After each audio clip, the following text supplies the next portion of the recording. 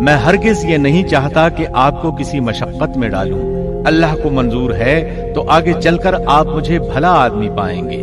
شعیب علیہ السلام کی بات کا موسیٰ علیہ السلام نے جو جواب دیا وہ آیت 28 میں ہے۔ موسیٰ نے کہا، خیر تو یہ بات میرے اور آپ کے درمیان پختہ ہو گئی، میں ان دونوں مدتوں میں سے جسے پورا کروں مجھ پر کوئی زیادتی نہ ہو۔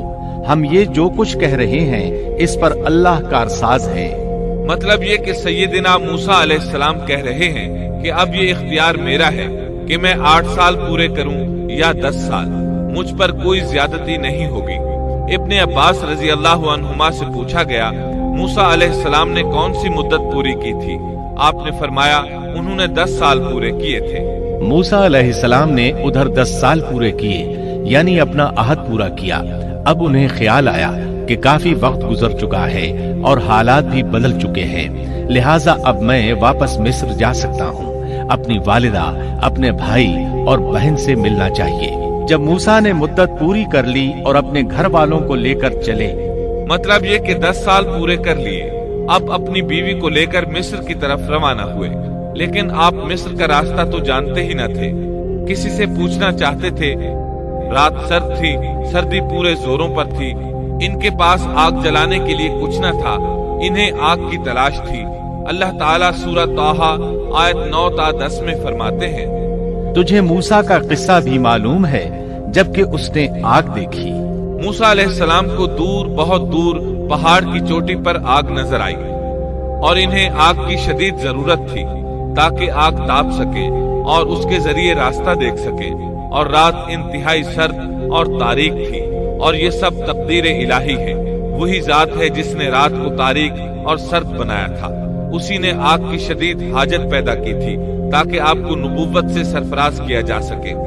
انہوں نے آگ دیکھی تو اپنے گھر والوں سے کہا، مجھے آگ دکھائی دی ہے، بہت ممکن ہے کہ میں اس کا کوئی انگارہ تمہارے پاس لاؤں یا آگ کے پاس سے راستے کی اطلاع پاؤں۔ جب موسیٰ علیہ السلام آگ کے قریب پہنچ گئے تو وہاں ایک عجیب ہی نظارہ تھا۔ قرآن کریم نے اور بھی کئی منظر بیان فرمائے ہیں، لیکن یہ منظر ان سب سے انوکھا منظر تھا۔ یہ آگ نہیں تھی بلکہ ایک بہت بڑے کانٹے دار درخت کے اندر سے نور نکل رہا تھا، یا یوں کہہ لیں کہ درخت سے آگ کے شعلے نکل رہے تھے۔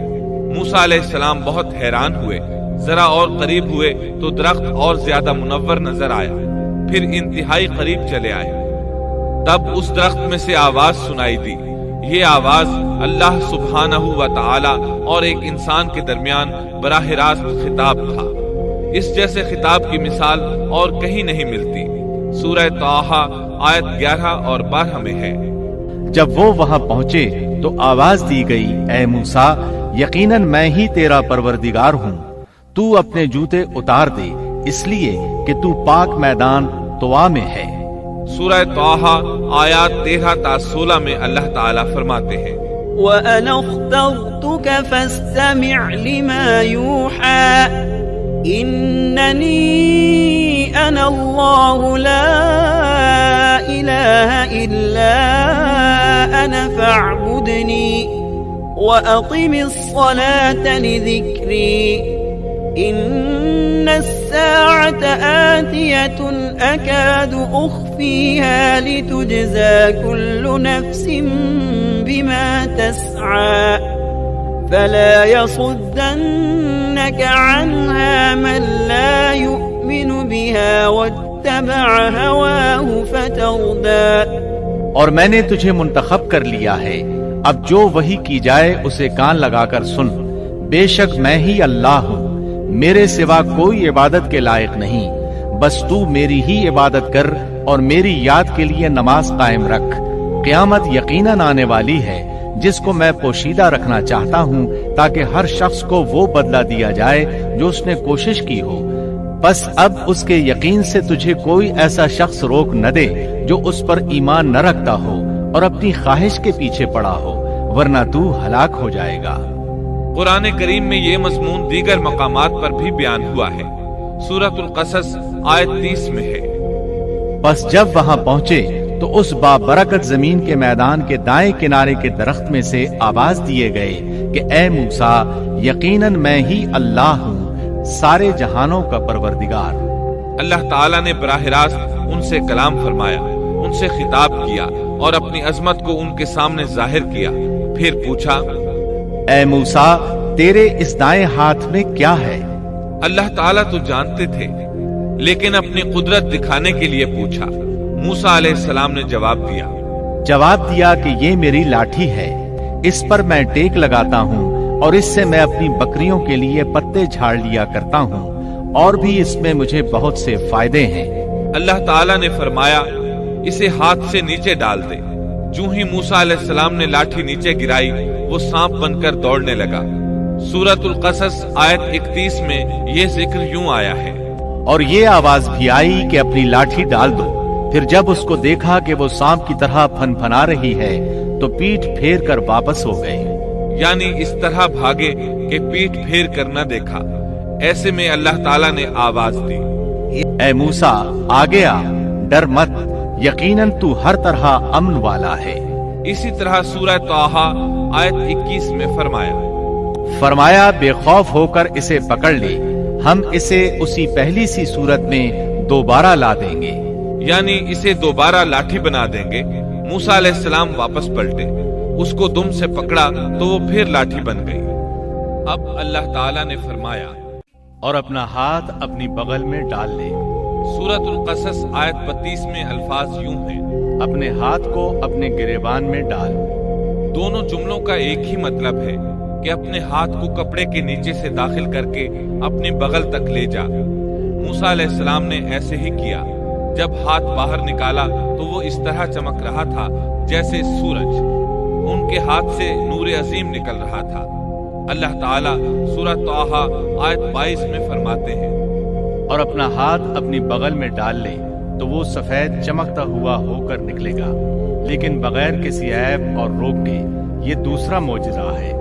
دوسرے مقام یعنی سورۃ القصص آیت 32 میں ہے، اپنے ہاتھ کو اپنے گریبان میں ڈال، وہ بغیر کسی قسم کے روگ کے چمکتا ہوا بالکل سفید نکلے گا۔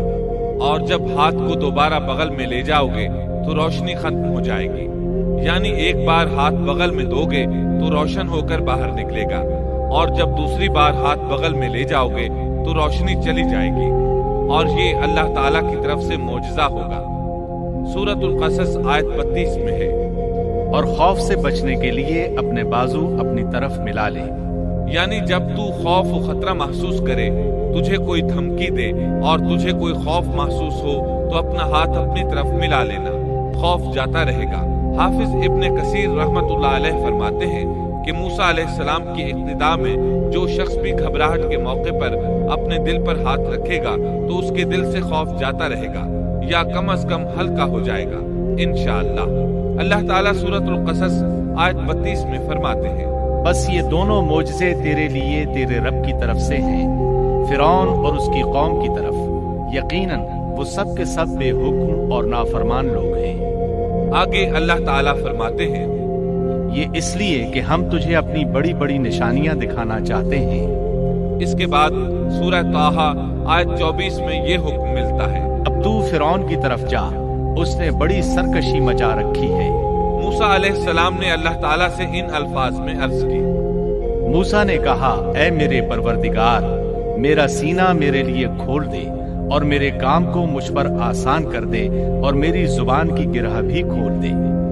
یعنی میری زبان میں لکنت ہے، جب تک میری زبان کی یہ حالت ہے میں انہیں کس طرح دعوت دوں گا، جیسا کہ سورہ طٰہٰ آیت 27 اور 28 میں ہے۔ اور میری زبان کی گرہ بھی کھول دے تاکہ لوگ اچھی طرح میری بات کو سمجھ سکیں۔ حافظ ابن کثیر رحمت اللہ علیہ فرماتے ہیں کہ آپ کے بچپن کے زمانے میں آپ کے سامنے کھجور اور انگارے رکھے گئے تھے۔ آپ نے انگارہ لے کر منہ میں رکھ لیا تھا، جس سے زبان میں لکنت ہو گئی۔ پھر اللہ تعالیٰ سے دعا کی کہ میری زبان کی گرہ کھل جائے۔ موسیٰ علیہ السلام کے اس ادب کو دیکھیے کہ صرف حاجت کے بقدر سوال کیا، یہ نہیں کہا کہ میری زبان بالکل صاف ہو جائے، بلکہ اتنا کہا کہ میری زبان کی گرہ کھل جائے تو لوگ میری بات سمجھ لیں۔ سورہ طٰہٰ آیات 29 تا 36 میں ہے، اور میرا وزیر میرے کنبے میں سے کر دے، یعنی میرے بھائی ہارون کو، تو اس سے میری کمر کس دے اور اسے میرا شریک کار کر دے، تاکہ ہم دونوں کثرت سے تیری تسبیح بیان کریں اور کثرت سے تجھے یاد کریں۔ بے شک تو ہمیں خوب دیکھنے بھالنے والا ہے۔ اللہ تعالیٰ نے فرمایا، موسیٰ تیرے تمام سوالات پورے کر دیے گئے۔ ابن ابی حاتم میں ہے، عائشہ رضی اللہ عنہا کے بھانجے عروہ رحمت اللہ علیہ بیان کرتے ہیں کہ عائشہ رضی اللہ عنہا عمرے کے لیے جاتے ہوئے کسی اعرابی کے ہاں مقیم تھی کہ انہوں نے ایک شخص کو سنا جو پوچھ رہا تھا کہ دنیا میں کس بھائی نے اپنے بھائی کو سب سے زیادہ نفع پہنچایا۔ اس سوال پر تمام لوگ خاموش ہو گئے اور کہہ دیا کہ ہمیں اس کا علم نہیں۔ اچانک ایک شخص بولا کہ اللہ کی قسم مجھے اس کا علم ہے۔ عائشہ رضی اللہ عنہا فرماتی ہے کہ اس شخص کی بات سن کر میں نے دل میں کہا، یہ شخص کتنی بڑی جسارت کر رہا ہے کہ انشاءاللہ کہے بغیر اس نے قسم اٹھا دی۔ پھر لوگوں نے اس سے کہا کہ بتاؤ۔ اس نے کہا، موسیٰ علیہ السلام، جنہوں نے اپنی دعا سے اپنے بھائی ہارون کو نبوت دلوائی۔ عائشہ رضی اللہ عنہا فرماتی ہے کہ میں یہ بات سن کر دنگ رہ گئی اور دل میں کہا کہ واقعی اس سے زیادہ کوئی بھائی اپنے بھائی کو فائدہ نہیں پہنچا سکتا۔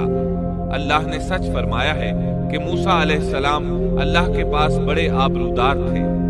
اس طرح موسیٰ علیہ السلام کی سفارش سے اللہ تعالیٰ نے ہارون علیہ السلام کو نبوت عطا فرما دی۔ اس موقع پر موسیٰ علیہ السلام نے جو کہا سورۃ القصص آیت 33 تا 35 میں آتا ہے، موسیٰ نے کہا، پروردگار، میں نے ان کے ایک آدمی کو قتل کیا تھا، اب مجھے اندیشہ ہے کہ وہ مجھے بھی قتل کر ڈالیں گے، اور میرا بھائی ہارون مجھ سے بہت صاف زبان والا ہے، تو اسے بھی میرا مددگار بنا کر میرے ساتھ بھیج دے کہ وہ مجھے سچا مانے، مجھے تو خوف ہے کہ وہ سب مجھے جھٹلائیں گے۔ اللہ تعالیٰ نے فرمایا، ہم تیرے بھائی کے ساتھ تیرا بازو مضبوط کر دیں گے اور تم دونوں کو غلبہ دیں گے، فرعون کے لوگ تم تک پہنچ ہی نہیں سکیں گے، ہماری نشانیوں کے سبب تم دونوں اور تمہاری فرمانبرداری کرنے والے ہی غالب رہیں گے۔ موسیٰ علیہ السلام نے سفر طے کیا اور فرعون کی طرف چلے آئے۔ پہلے اپنی ماں، بہن اور بھائی سے ملے، پھر اپنے بھائی ہارون کو ساتھ لے کر فرعون کی طرف چلے۔ آپ نے دستک دی تو دربانوں نے آپ کو واپس لوٹا دیا۔ وہ صرف قوم کے سرداروں ہی کو اس کے پاس جانے دیتے تھے۔ انہوں نے موسیٰ علیہ السلام سے کہا، واپس چلے جاؤ۔ تب موسیٰ علیہ السلام نے فرمایا، انی رسول، میں تو قاصد ہوں، پیغام لے کر آیا ہوں۔ اب قاصد تو دوسرے بادشاہوں کے ہوتے تھے، انہیں تو اندر جانے دیا جاتا تھا، چنانچہ دربانوں نے آپ کو بھی اندر جانے دیا اور وہ آپ کو پہچان نہ سکے، لیکن فرعون نے انہیں پہچان لیا۔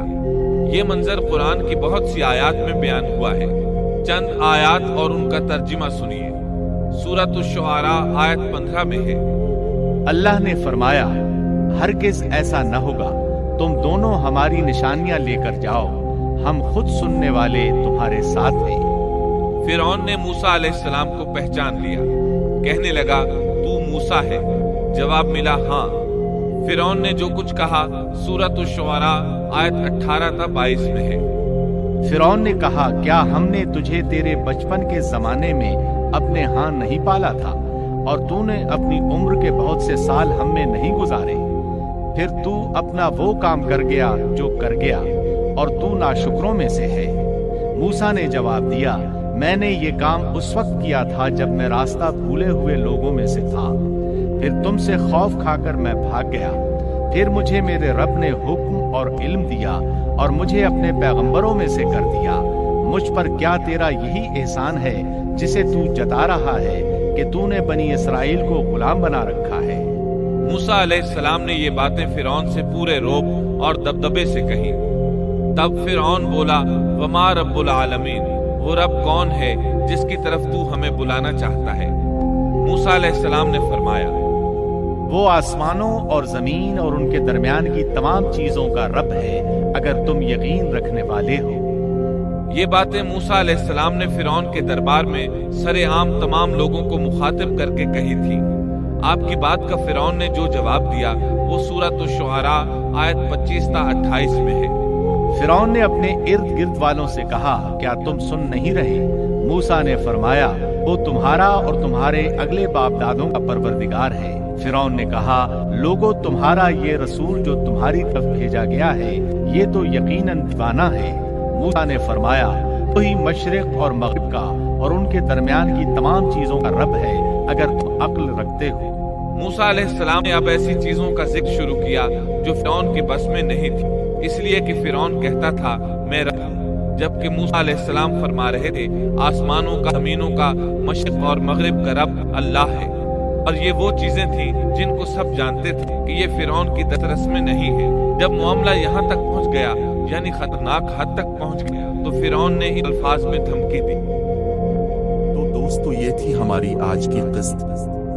उम्मीद है आपको जरूर पसंद आई होगी। जाने से पहले आपसे गुजारिश है कि इस वीडियो को लाइक, शेयर और चैनल को सब्सक्राइब करके घंटी को दबाकर ऑल नोटिफिकेशन ऑन कर दीजिए और कमेंट में हमें बताएं कि ये कहानी आपको कैसी लगी।